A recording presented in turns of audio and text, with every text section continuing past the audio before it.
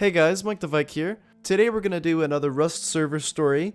The feedback on the last episode was actually awesome, and I really appreciate that. Thank you so much. So I'd like to talk generally about hackers on Rust servers. So one issue with Rust as a server owner, it's very difficult to catch a hacker in Rust as it stands. You know, you can have anti-hack, and it still won't cut it. You know, there's too many opportunities where the game could just be glitching out and it could be a regular player.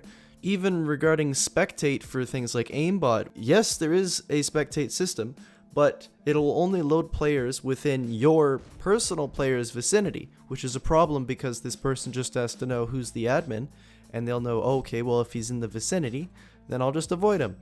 I guess the summary is that there's very few tools to catch these hackers. The result is that I get a lot of complaints about hackers, but most of the time there's not much I can do unless I've seen something myself or it's blatant, like fly hacking. Stuff like aimbot complaints is near impossible to prove. The only way you can prove it is with video proof from players.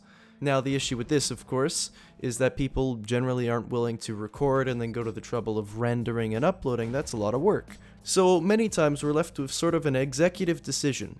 There are players that everyone's complaining is a hacker. People are leaving the server because he's a hacker or they think he is, but I'm not receiving any proof.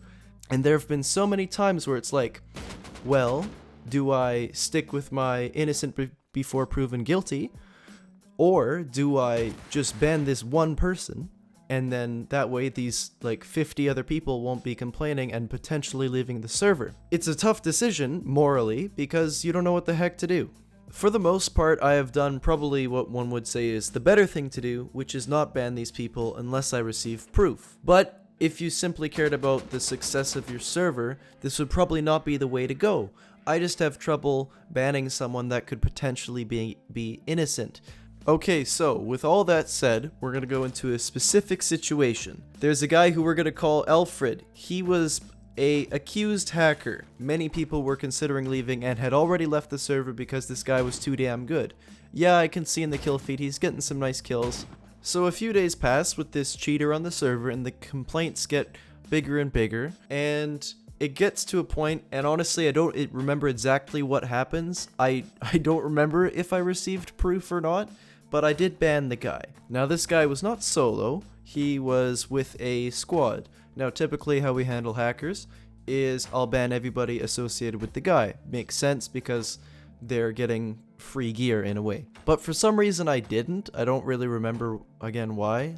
My memory's terrible sometimes. I soon find out that one of these members of his group is doing something rather exciting. He decides it's going to be a brilliant idea to expose some of my personal information. He got my full name and he got my phone number, I think. I think he sent me a phone call, and I did record it actually. He sent me a voicemail, and it wasn't anything exciting, unfortunately. It was just like, I think he must have been like maybe 13, and he was just saying, you should unban this guy. But anyway, that was fine. But then what was probably a little bit more weird was he decided, hey, I'm going to post this on Reddit.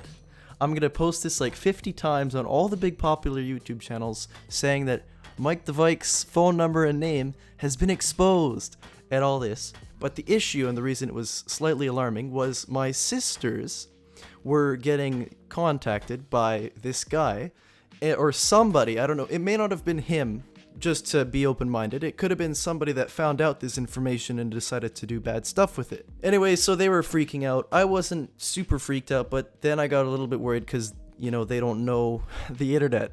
Thankfully, nothing too crazy happened after that. I calmed down my siblings, and that was all fine and well. I think the post got deleted on Reddit, and luckily, all the comments he posted on all the different Rust YouTube channels was flagged as spam right away because pretty obvious stuff. So that's all done. The situation is pretty much solved. I mean, the guy got banned.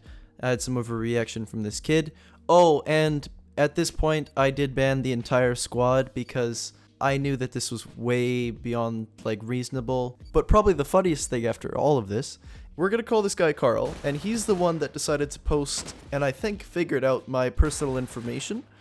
And he is very upset that he got banned, to the point where he messaged me on Twitter and Facebook trying to get in contact with me and saying, oh my god, I'm so sorry, and so on. But the thing with this is, kind of like the DDoSing.